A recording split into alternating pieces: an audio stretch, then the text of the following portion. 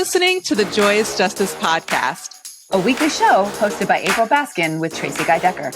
In a complex world in which systemic oppression conditions us to deny others and our own humanity, let's dedicate ourselves to the pursuit and embodiment of wholeness, love, and thriving in the world and in our own lives. It's time to heal and flourish our way to a more joyously just future.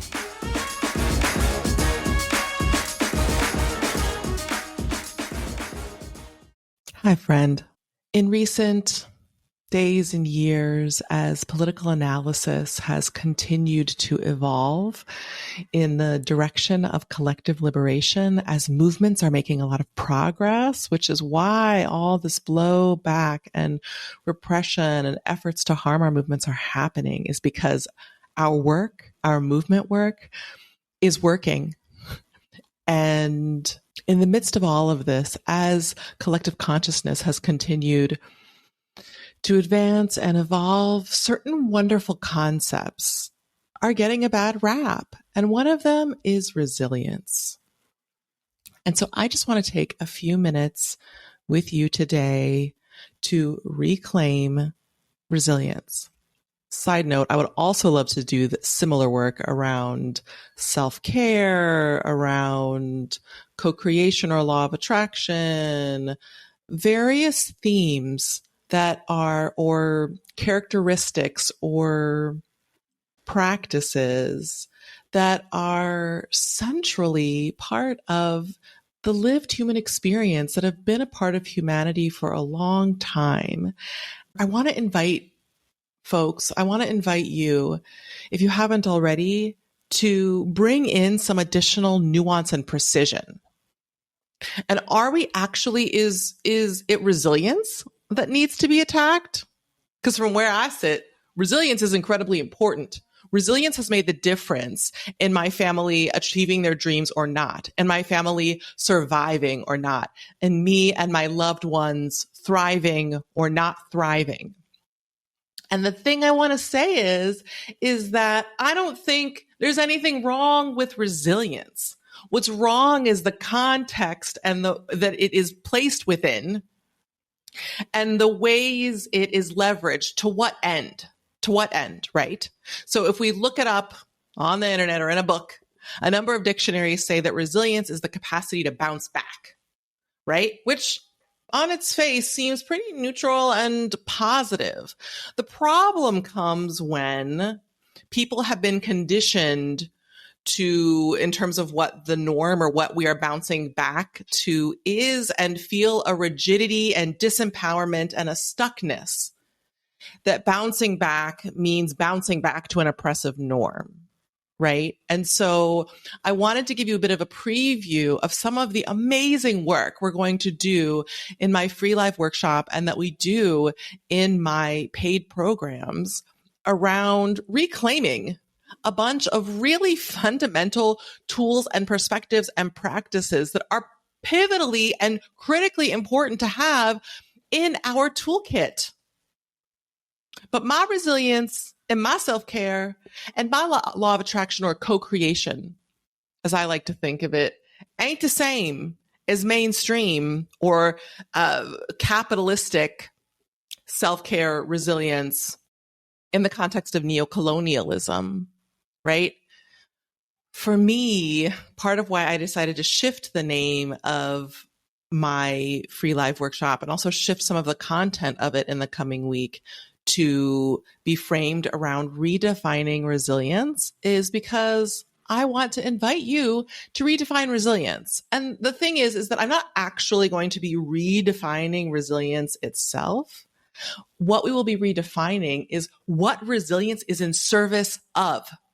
So I just want to make this a short and pithy and quick episode here, in part as a form of encouragement in the time that you would otherwise be listening, to head to the show notes or head to joyousjustice.com and sign up to join me in this next week's upcoming Redefining Resilience live workshop with me and a host of other really phenomenal, eclectic individuals from all over the world, from multiple different career paths and areas of activism, to be in conversation around what are the different key components of profound resilience, and starting out on day 0 on Monday with, on the first day of spring, woohoo, with redefining resilience, and redefining, not actually redefining resilience itself, but redefining our understanding of the purpose of resilience and what and whom and what it's in service of. Right? Because a lot of the critique about resilience is largely, from my perspective, actually about people perceiving that resilience is designed to bring people back into oppressive contexts. Resilience is whatever we decide, particularly in community, particularly in partnership, is whatever we decide that it is. And in my Afro-Indigenous Jewish family, resilience has consistently, at least within my immediate family and a number of descendants and a number of ancestors from whom I descend, resilience is in service of our dreams and our highest values and aspirations. And it is revered and respected, and that grit and that willingness to snap back, not to the crappy norm, but to be pulled back by certain things, nourish and resource ourselves, help one another, and use that as a launch pad to further clarify our strategy and what we want, and at least continue, if not expedite our path in certain ways, cut or off or release different patterns, dynamics, relationships that are no longer serving us, that might have contributed to some of those challenges, and then snap back onto the path of being in alignment with being loving, courageous warriors, working in the direction of collective liberation, working in the direction of our dreams, working in the direction of collective love and joy. If you are interested in hearing more about this and then learning about the nuts and bolts of having a more robust, comprehensive, holistic approach and analysis and strategy that is super customizable for your specific needs in any given moment, and also is adaptive and is agile and adaptive and is flexible as different circumstances or scenarios change. What is a core framework and set of principles and a diversity of practices that can support you in being consistently resilient in service of your dreams, in service of collective liberation, in service of individual and collective well-being.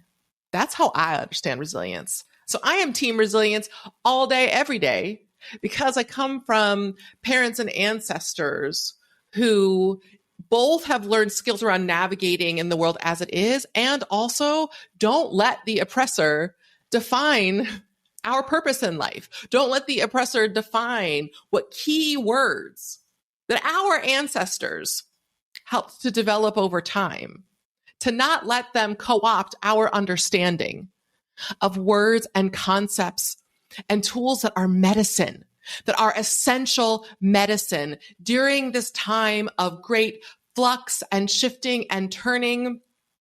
It's all the more important that we understand that resilience is key, and learning a form of resilience and learning forms of resilience that weave in understandings of our animal nature, understandings of our neurology, understandings of the dynamics of collective and individual harm, and having a trauma-informed analysis that not just leads to a hustling and barreling through, but a nuanced strategy that helps us suss out what really is truly needed here.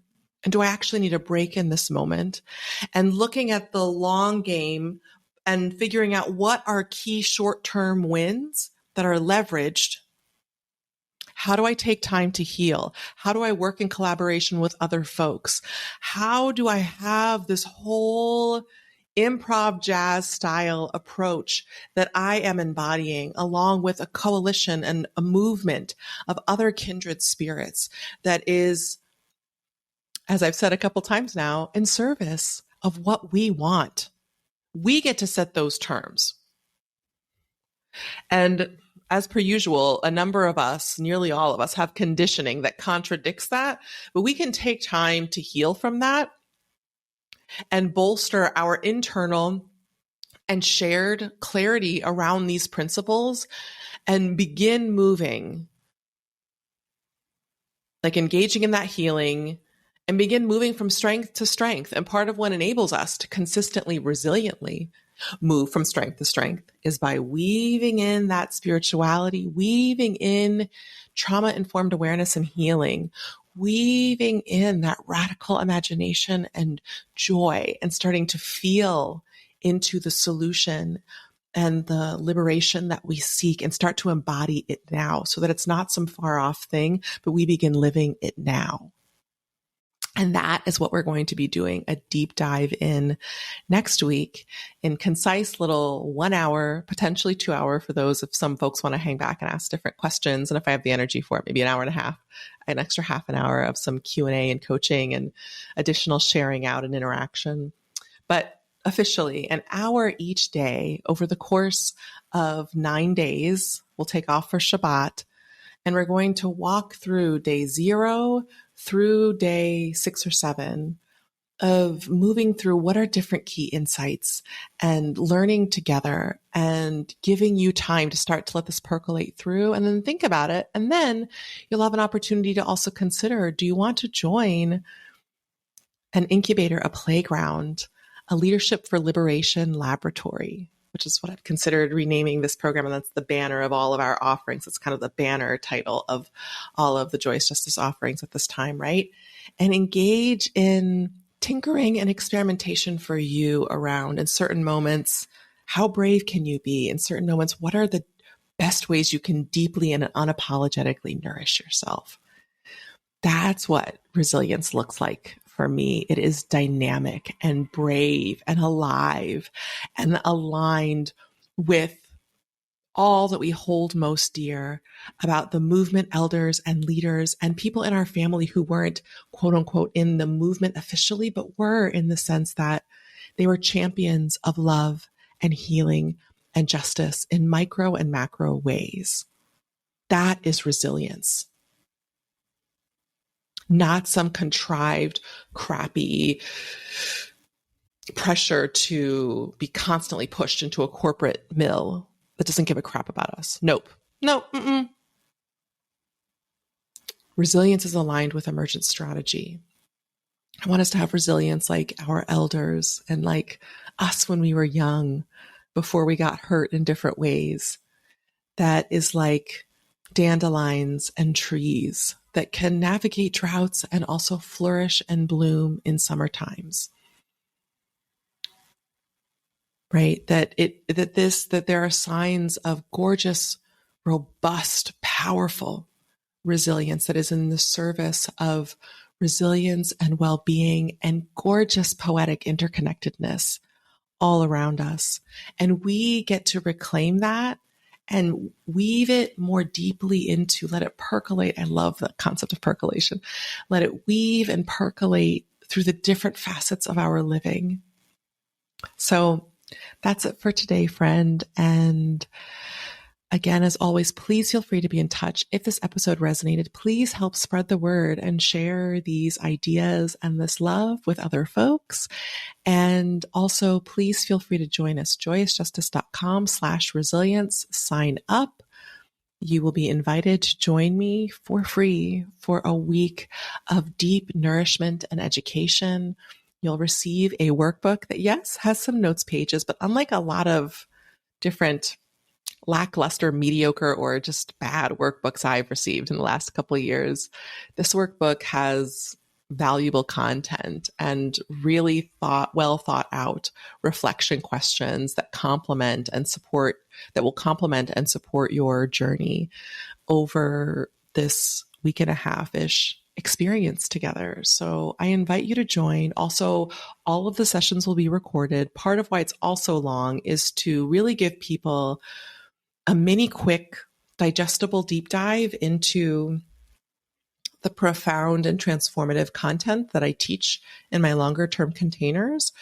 And also, I've set it up over multiple days so that if you can't make certain days or even most, during each of the days, we do a quick recap of the prior content. So just feel free to come as you are able. If you can come to most or all of the experience, you will be that much better for it. That will be wonderful for you. You will be so deeply nourished. You might also want to make sure you're staying hydrated, which I will remind you to do, and nourish yourself and take it a step at a time because we're going to be covering some phenomenal content. And if on certain days you need to take a break during that period, each day I will be sending out the replays so you can stay up to date. There's also a Facebook group to support. All of this to say, I've done my best in collaboration with my team and various partners to create a really wonderful, nourishing, abundant experience. And even just the experience itself for you to get a taste of what I mean by resilience here. What, to me, ideally, and in practice, what effective leadership for collective liberation can look like when we align it with principles of joyous justice. So I hope that you will join me. I hope that you will invite friends. It's a lot of work. It's a tremendous amount of work that I do, and it's a profound labor of love. So the more, the merrier. And also, too, if there's someone, I invite you to think about specifically if there's a broader network you want to send this to a team or committee you're on, that's great. And also what might be even more beneficial for some of you, and for you specifically, is if you're navigating something right now in particular where you think some of these principles will be especially helpful to help up-level your impact and or your well-being, whichever or both is live for you in this moment. If there are just one or two people with whom you would love to think this through with together and go through this experience and then continue to think about and apply these principles, perhaps invite that or those special people and kindred spirits. And that more refined discernment is exciting for me to think about in terms of the kind of souls I will have the pleasure of co-creating with over the course of the next week and helping to guide and facilitate their experience. And there's already some really remarkable people in the space. So I can guarantee you, y'all will be met. You will be in incredibly good company. And when I say y'all, I mean you and whomever you invite.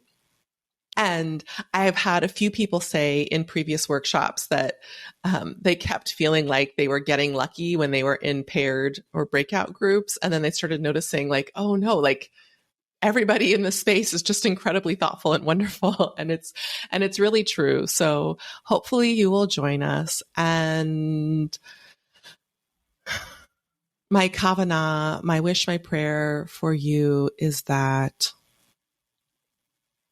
in the coming days and weeks ahead, you start noticing affirmations, signs, synchronicities in your consciousness that are arising spontaneously or in the world around you that affirm your dreams and your values and the ones that are quiet right now, that don't want to be quiet anymore, but haven't quite found their rooting, and they're still just below the surface of the soil of your consciousness or your public expression. My hope is whatever is wanting or is in the process of unfurling in your life, that either in big ways, ideally in big ways, and if not in big ways, that you get just enough affirmation and encouragement and resonance around you to buoy you and support you in deepening your belief that it is possible to live life on more liberatory terms and on more joyous terms, and that you don't have to do it alone, that you are never alone, and that we are deeply and profoundly in this together.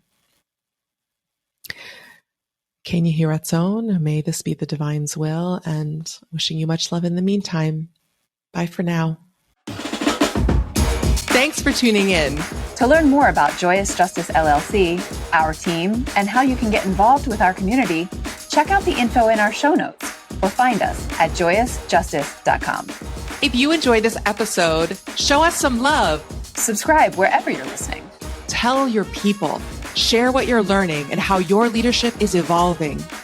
Stay humble, but not too humble. And keep going. Because the future is ours to co-create.